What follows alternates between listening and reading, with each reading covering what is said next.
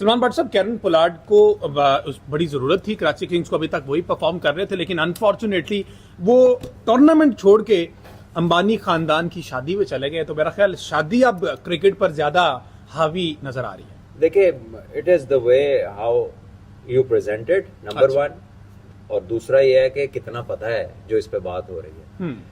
जब से आईपीएल शुरू हुई है वो मुंबई इंडियंस का प्लेयर है, और अब जब उसने खेलना छोड़ा है तो वो उनका कोच है। तो उनका उससे कोई 11-12 साल पुराना रिलेशन है। और जो ये शादी के बारे में उन्होंने पहले इन्फॉर्म किया था फ्रेंचाइज को कि ये फलां वाले दिन मैंने जाना है वहां पर। अच्छा। अपने कॉन्ट्रैक्ट से पहले। सो मेरा ख्याल है in all fairness to this pro कि वो पाकिस्तान आके हमारी लीग खेल रहा है और बहुत शानदार परफॉर्मेंस दे रहा है।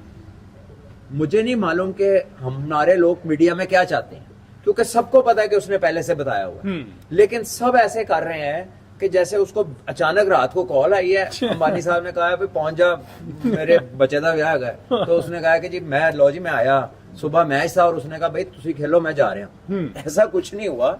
इसको ऐसे हमारे लोगों ने इस बात को फैलाया है विच इज प्रिंसिपली रॉन्ग। इस तरह लोग पाकिस्तान आएंगे नहीं आएंगे। बिल्कुल। हम क्या चाह रहे हैं, हम किसी चीज का पॉजिटिव इमेज नहीं दिखा सकते, या चले पॉजिटिव छोड़े ट्रू इमेज ही नहीं दिखा सकते। हर चीज पे हमारे ना ऐसे थंबनेल लगने हैं कि सेंसेशनलिज्म हो कि यार कोई ज्यादती कर गया पाकिस्तान के साथ। अच्छा, और साथ के आया अगला। और साथ साथ ना राशिद खान की भी तस्वीर उसी शादी में वो शिरकत के लिए पहुंच गए, तो उनके बारे में ये कहा जा रहा था कि लाहौर के अंदर से खेलने नहीं आए लेकिन शादी पे चले गए। लेकिन खेलने में उनकी जो है ना शादी उसने दौड़ दौड़ के अटेंड करनी है भाई, वो अनफिट है। लेकिन शादी अटेंड कर रहे हैं, तो ये जो मामला ना उठाया जा रहा है और ये बिल्कुल एक नेगेटिव चीज पाकिस्तान को इसमें लेके आ रही है। जो एक ह्यूमन है ना, जो हमारा जहन है और जिस तरह की हम बातें करते हैं ना, ये इस तरह की बातों की वजह से ना लोग हंसते हैं। इस तरह की प्रेजेंटेशन की वजह से लोग हंसते हैं कि यार ये क्या बातें करते हैं। और नेशनल लेवल पर डिस्कस हो रही हैं चीजें, नेशनल टीवी पर डिस्कस हो रही हैं चीजें। हालांकि ये सारा प्री डिस्क्राइब था, प्लान था, और ये सारी चीजें कैरन पोलार्ड जो है वो 3 रोज के लिए गए हैं और ये पहले से ही इन्फॉर्म था, जिस तरह से भट्ट साहब ने कहा है। हमारा एक प्लेयर था अभी, सॉरी अहमद, उसने डोमेस्टिक में ना इस साल बड़ा अच्छा खेला, स्कोर किया। अच्छा। मेरा ख्याल है कि कोई 50% एंकर्स पाकिस्तान के मशहूर नामवरों ने उसके लिए ट्वीट की कि उसे पाकिस्तान खिलाएं। अच्छा। अब वो सारा दिन बैठ के ओपिनियन क्रिएट करते हैं लोगों को कि ये हो गया, और लोग उनको बिलीव करते हैं। और उन्होंने पहले 6-7 लड़कों का नाम नहीं लिया जो उससे ऊपर थे, क्योंकि उनको पता ही नहीं था उसका। तो ये लिमिटेड नॉलेज के ऊपर जो बात करनी है ना, ये ज्यादा खतरनाक है। और हम लोग यही कर रहे हैं। और irrespective of your own position, कि आप जिस मर्जी पोजीशन में हैं, बस आप किसी के कहने पे कुछ भी कर देते हैं। ठीक है।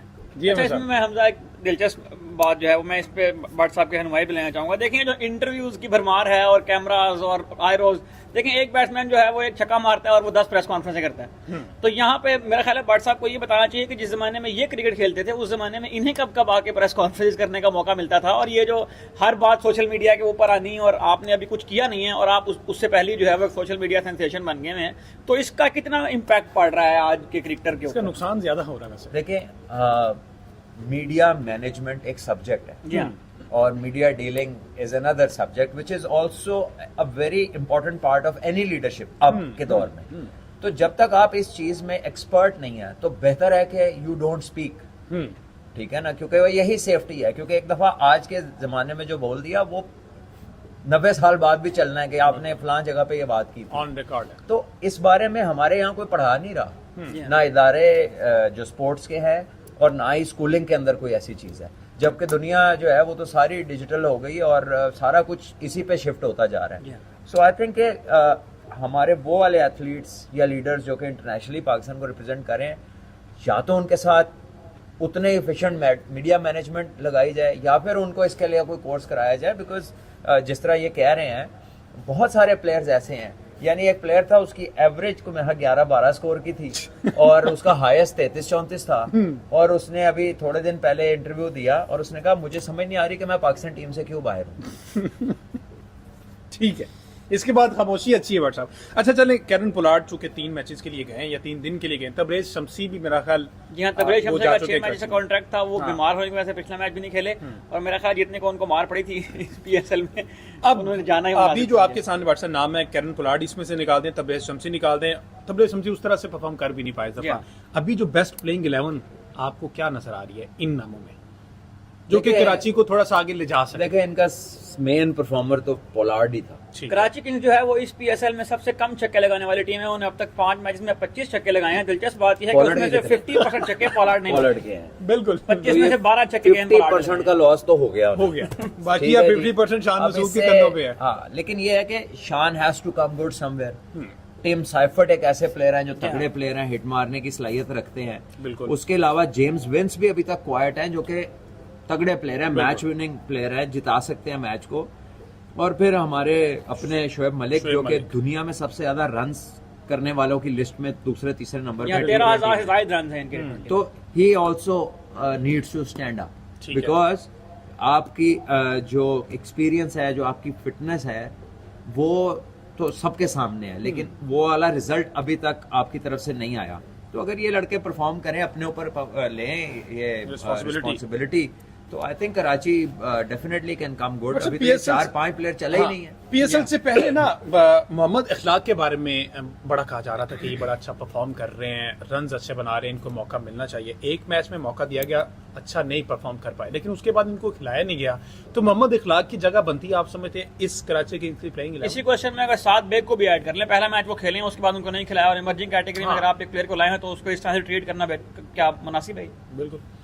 देखिए इमर्जिंग कैटेगरी में ना हमेशा बॉलर्स ज्यादा कामयाब रहे हैं, और वो भी उनमें से वो वाले बॉलर्स जो फास्ट बॉलर्स थे। राइट। जब दुबई में थी पीएसएल तो स्पिनर्स भी कामयाब हो जाते थे कि वहाँ पे एक्स्ट्रा हेल्प मिलती है स्पिनर को। ठीक है। लेकिन किसी भी यंग बैट्समैन के लिए बड़ा मुश्किल है कि वो इमर्जिंग कैटेगरी में आए और पहली 3 पोजीशंस पे खेले नए बॉल को, और वहां पर आकर वो रन्स करे। हमने देखा जब सैम अयूब भी यंग आए थे ना, तो कुछ शॉट उससे बड़े अच्छे मारे थे, क्वेटा ग्लैडिएटर्स के लिए आए थे, लेकिन स्ट्रगल की, और उसके 1-2 सीजन के बाद वो थोड़ा जब क्रिकेट खेल ली उन्होंने सारी नीचे वाली, तो फिर वो जरा स्ट्रांग हुए।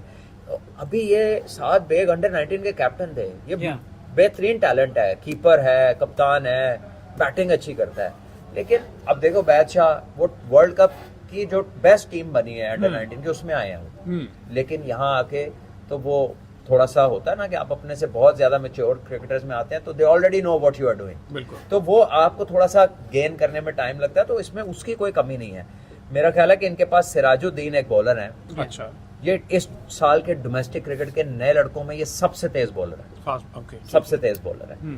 तो शायद इनको ये आजमा लें, क्योंकि इनकी पूरी टीम के अंदर आपको कोई जेन्युइन फास्ट बॉलर नजर नहीं आता। और सिराज का ताल्लुक कहाँ से? और ये मुल्तान वाली साइड है आपकी, जो साउथ पंजाब वाली बेल्ट है ना, वहां से है ये, ठीक है। या वहां से है या केपी से है, लेकिन खेल मुल्तान वाली साइड से रहे थे, और बहुत तेज बॉलिंग की इन्होंने। ठीक है। और डोमेस्टिक में कंसिस्टेंट परफॉर्मर हैं, पार्टिसिपेट कर रहे हैं, परफॉर्मेंसेस भी अच्छी दी, लेकिन जो दिलचस्प बात थी ना, जो सबसे ज्यादा फ्रेंचाइजीज देखती हैं 140 प्लस बॉलिंग कर रहे थे, तो वो अब इनको मौका दे सकते हैं। बाकी इरफान खान न्याजी भी तो इमर्जिंग ही खेल रहे हैं, ये तो 4-5 साल से इमर्जिंग ही है, और ये पाकिस्तान का बेस्ट फील्डर है। जी, इरफान खान न्याजी ने इस पीएसएल में अब तक 5 कैचेस पकड़े हैं, सब ज्यादा कैचेस जेसन रॉय के हैं, उसके बाद इन्होंने 5 कैच सबसे बेहतरीन फील्डर है, और इस साल इसकी बैटिंग में बहुत इंप्रूवमेंट नजर आई है पिछले सालों की निस्बतन।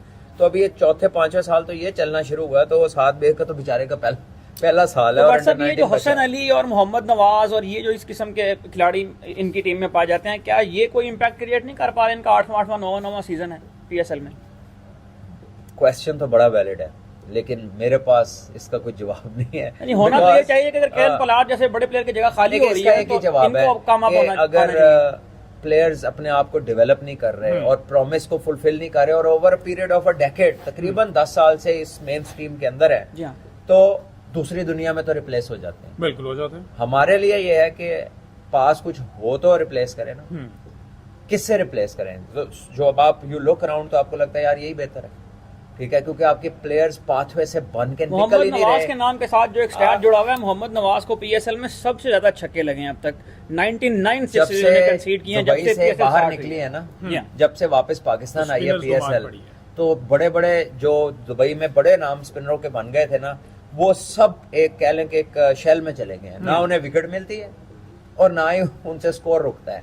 अच्छा, अगर जिस तरह से आपने कहा कि तमाम फ्रेंचाइजीज जो हैं वो पेस पे बड़ा फोकस कर रही हैं, मुज़र रुबानी ज्वाइन किया है, पिछला मैच खेले हैं, इनको उस तरह से शान मसूद यूटिलाइज मुजर नहीं कर रब्बानी पाए। लास्ट सीजन में मुल्तान सुल्तान की जानिब से हाँ, थे, तो और ये अच्छा परफॉर्म किया था। इस दफा कराची की पिक थी और मुजर रब्बानी को उस तरह से यूटिलाइज नहीं किया गया। ये कप्तानी भी बहुत बड़ा एलिमेंट है। कप्तानी और टीम हम्म, के आपके दाएं बाएं खड़ा कौन है, आपके ऊपर नीचे परफॉर्मेंसेस कैसी आ रही हैं। मुल्तान की टीम सारे मैच जीत रही थी, उसके अंदर आपको भी कॉन्फिडेंस मिलता है। आप एक पॉजिटिव एनवायरनमेंट में जाते हैं, एक विनिंग एनवायरनमेंट में जाते हैं, आपकी ऑप्टिमम आउटपुट आना शुरू होती है। सही। जब आप इस तरह की एनवायरनमेंट में होकर जिनको खुद समझ ना लग रही हो किसको खिलाना है क्या करना है, तो वो और परफॉर्मेंस ना आ रही हो तो फिर मुश्किल हो जाता है प्लेयर्स के लिए।